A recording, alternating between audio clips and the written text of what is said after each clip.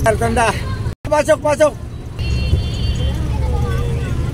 Sige mga idol, bigyan pa tag 5,500 para pagdating na Mayo, huwag kalimutan, Governor Singson, lagay natin mga kababayan Pilipino dyan sa Senado para mga loko-loko, tanggalin ni...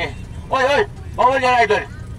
So, sabay ng Pilipino sa Visayas, Mindanao, napakarami po tayo mga kababayan na namamasko. Ayan po, umakit kasi siya. O, baba, dali. Okay mga idol, ingat kaya. Mga palengke.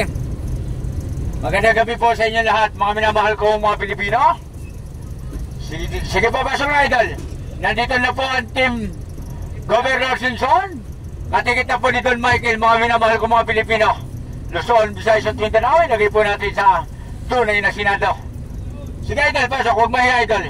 Maminsan-minsan makasakay na ba kayo sa magandang lalaki idol? Sige mga idol. Sige mga idol, ingat po kayo mga idol. Sana'y makarating po kayo sa inyong mga minamahal. At sa darating na Mayo, huwag po natin kalimutan Bintol po Labitag, Governor Singson, Irwin Tulfo, at si Pariwin Revillame, na talagang sila ay maglilingkod sa ating tunay na gobyerno. Kaya tilagay po natin sa darating na Mayo, ilagay po natin sa puso at isipan mga idol.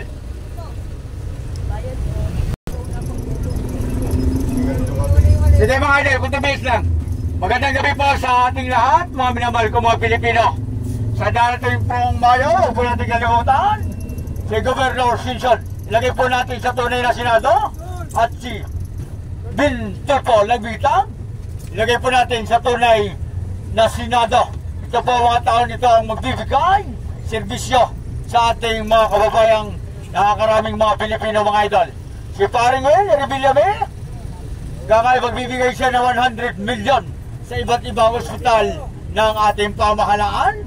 Hindi pa siya kandidato, pero yan, papakita po ang tunay niyang damdamin at pagmamahal sa ating mga tunay na mga Pilipino mga idol.